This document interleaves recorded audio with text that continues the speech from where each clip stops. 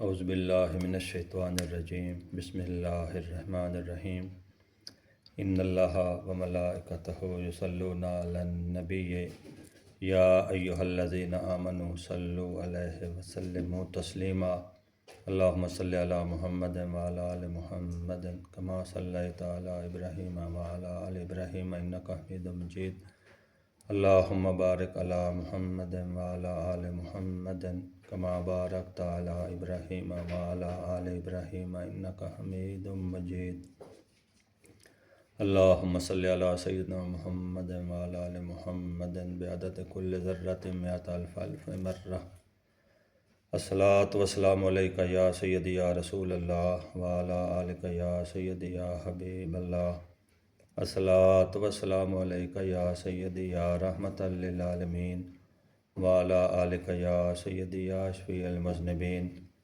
الصلاۃ والسلام علیکہ یا سیدی یا شمس العارفین وعلی آلک یا سیدی یا انیس الغریبین الصلاۃ والسلام علیکہ یا سیدی یا خاتم النبیین وعلی آلک یا سیدی یا ختم المرسلین الصلاۃ والسلام علیکہ یا سیدی یا وسیلتنا فی الدارین وعلی آلک یا سیدی یا صاحب قاب قوسین الصلاۃ والسلام علیکہ یا سیدی یا محبوب رب المشرقین و رب المغربین وعلی آلک یا سیدی یا جد الحسن والحسین الصلاۃ والسلام علیکہ وعلی آلک و صحابک یا سید الانبیاء والمرسلین بلغ العلا بکمالہ کشف الدجا بجمالہ حسنت جمیع خصالہ صلو علیہ وآلہ سبحان ربک رب العزت عما یصفون وسلام علی المرسلین والحمد للہ رب العالمین۔ السلام علیکم ورحمۃ اللہ وبرکاتہ۔ امید ہے کہ اللہ تعالیٰ کے فضل و کرم سے آپ سب ٹھیک ہوں گے۔ آج ہم درس قرآن کے سلسلے میں سورہ البقرہ کا 7واں رکوع اس کی ہم تلاوت کریں گے، ترجمہ دیکھیں گے اور اس کی تشریح کرنے کی کوشش کریں گے۔ اس رکوع میں 2 آیات مبارکہ ہیں۔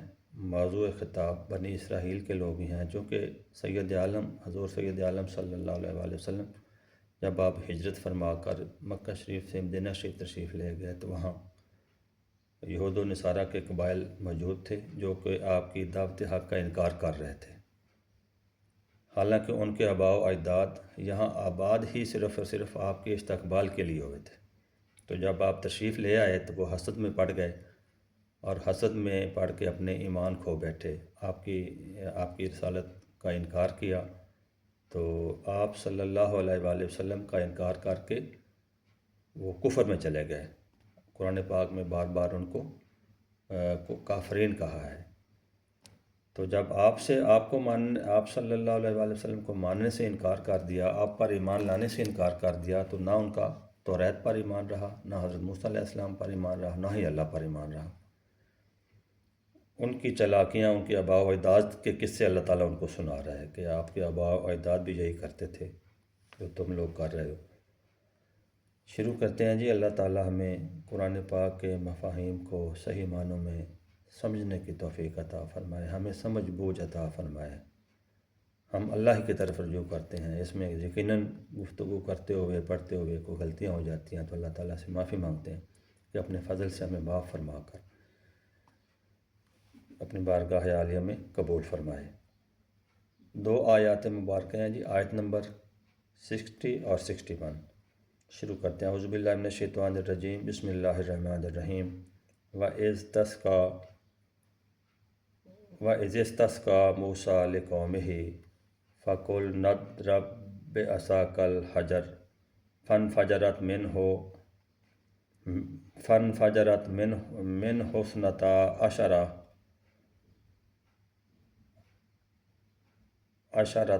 عَيْنًا قَدْ عَلِمَ كُلُّ أُنَاسٍ مَّشْرَبَهُمْ كُلُوا وَاشْرَبُوا مِن رِّزْقِ اللَّهِ وَلَا تَعْثَوْا فِي الْأَرْضِ مُفْسِدِينَ۔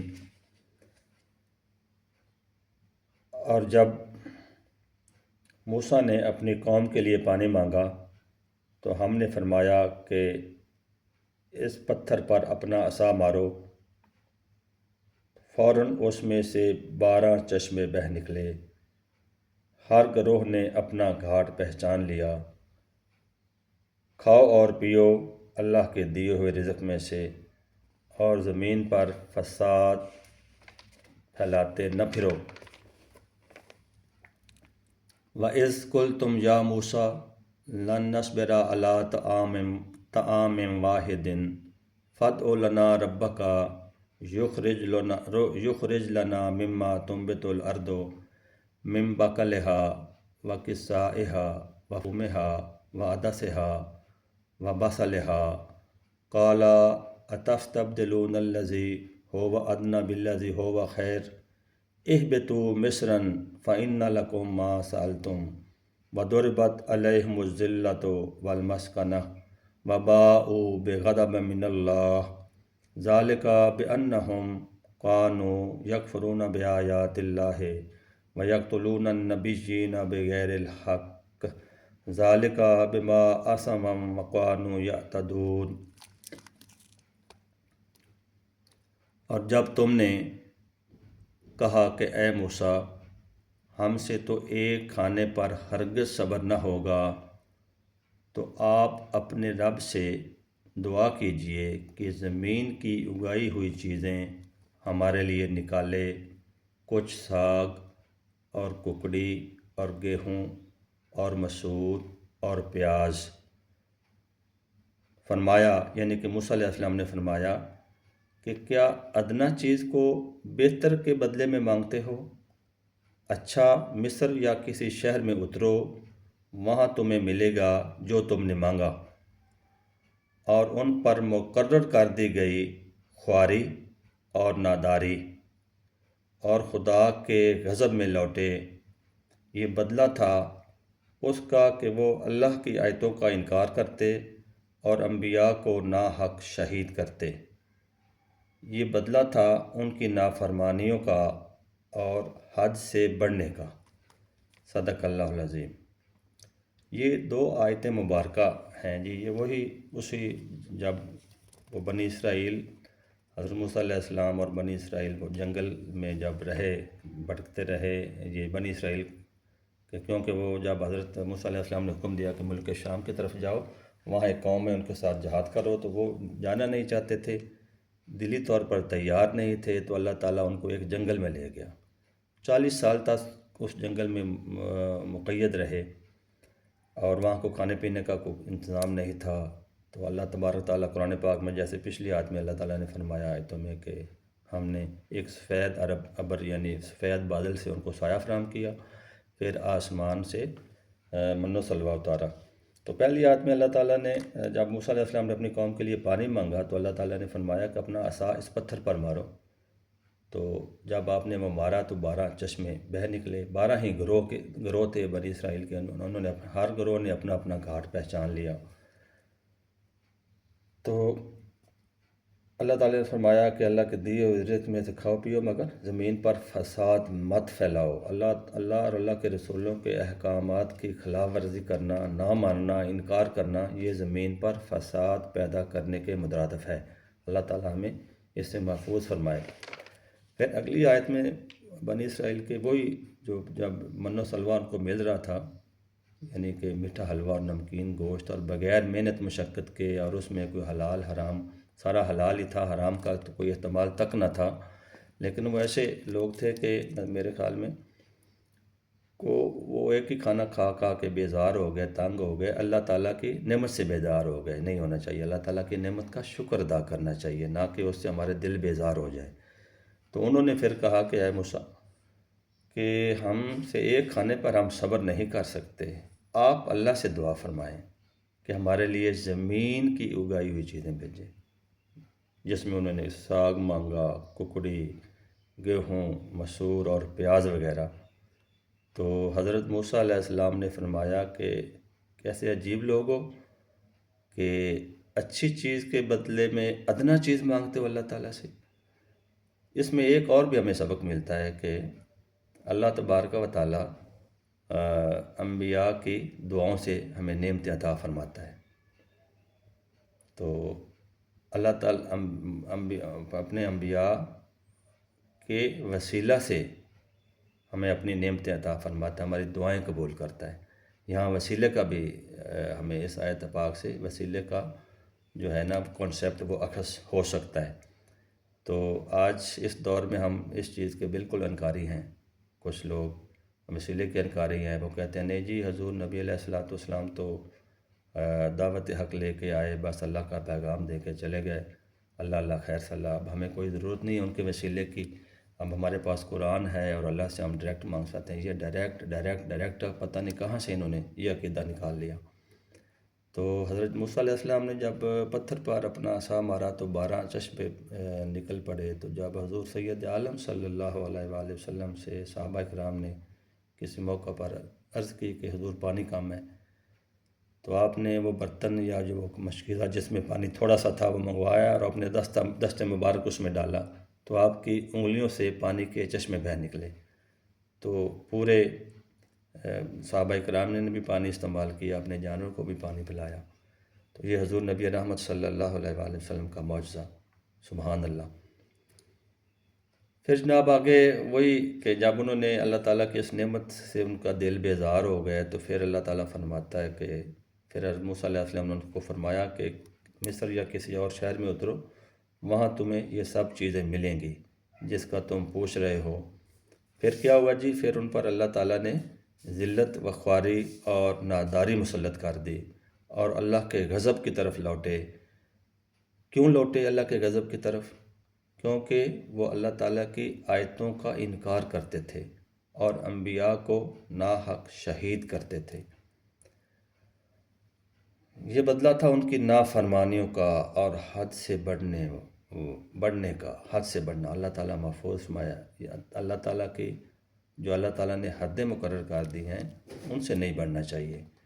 تو حضور نبی رحمت صلی اللہ علیہ وآلہ وسلم کا عشق و محبت ہمارے سینوں میں راسخ ہو جائے۔ یہ قرآن پاک ہم جو ڈیلی یا 1-2 دن یا ہفتے میں 2-3 دن ہوتا ہے، ایک رکوع پڑھنے کا، تلاوت کرنے کا، اس کا مفہوم سمجھنے کا مطلب اور مطلوب و مقصود بھی یہی ہے کہ ہم قرآن پاک کے اصل حقیقی درس سے آشنا ہو جائیں۔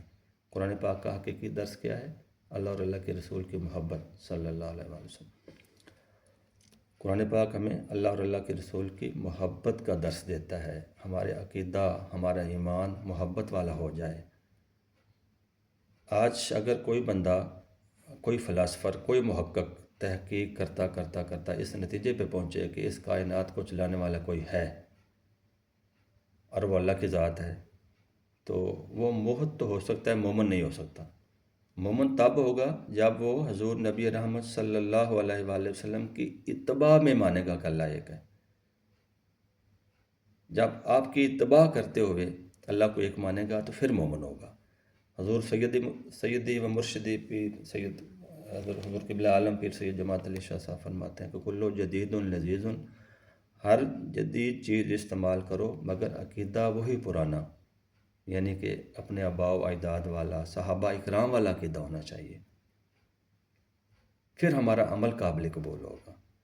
اگر عقیدے میں گڑبڑ ہو گئی، اگر ہمارا ایمان محبت اور عشق والا نہ رہا، تو اللہ تعالیٰ کی بارگاہ میں کوئی عمل قابل قبول نہیں ہوگا۔ تو ہم عقیدے کی درستگی کرنا ضروری ہے۔ تو اس آیت پاک سے ہمیں جو آپ 2 آیتیں پڑھی ہیں، اللہ تعالیٰ کی نعمتوں کا شکر ادا کرنا چاہیے، ان سے بیزار نہیں ہونا چاہیے، اور بزرگوں کی دعاؤں سے، بزرگوں کے وسیلے سے اللہ تعالیٰ سے مانگنا چاہیے۔ قرآن پاک میں بھی آگے ہم پڑھیں گے جس آیت پاک کا مفہوم یہ ہے کہ جب یہ اپنی جانوں پہ ظلم کر بیٹھے ہیں محبوب نبی، تو کیا کریں؟ یہ تیرے پاس آ جائیں اللہ سے مغفرت چاہتے ہوئے، اور اللہ کا رسول بھی ان کے لیے مغفرت چاہے تو تم ضرور اللہ تعالیٰ کو غفور الرحیم پاؤ گے۔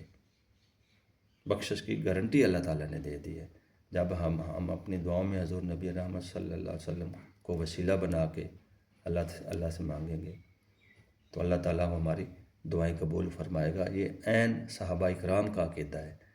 تو صحابہ اکرام سے زیادہ بہتر تو توحید کو کوئی نہیں جانتا تھا نا۔ حضور نبی اکرم صلی اللہ علیہ وآلہ وسلم بھی موجود تھے، سامنے تھے، اور آپ نے بھی کبھی نہیں فرمایا کہ یہ میرے ساتھیو تم کیا کر رہے ہو؟ نہیں، نہ ہی اللہ نے فرمایا، قرآنی احکام بھی نازل ہو رہے تھے۔ یہ تھا ان کا ادب کا حال، یہ تھا محبت اور عشق کا حال۔ تو اللہ تعالیٰ ہمارے عقائد کو بھی قرآن و سنت کے مطابق بنا دے، تاکہ ہمارے سارے اعمال اللہ جو اپنے فضل سے توفیق دیتا ہے وہ اس کی بارگاہ عالیہ میں قابل قبول بھی ہو جائیں۔ دعا ہے کہ اللہ تعالیٰ ہم سب کو اپنا ذکر کثیر کرنے والوں میں پیدا فرمائے، حضور نبی اکرم صلی اللہ علیہ وآلہ وسلم اور آپ کی آل پاک پر کثرت سے درود و سلام پڑھنے والوں میں شامل فرمائے۔ اللہم صلی علی سیدنا محمد وعلی آل محمد بعدد کل ذرۃ مئۃ الف الف مرہ۔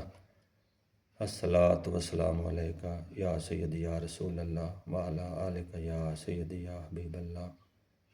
ربنا تقبل منا انک انت السمیع العلیم وتب علینا انک انت التواب الرحیم۔ السلام علیکم ورحمۃ اللہ وبرکاتہ۔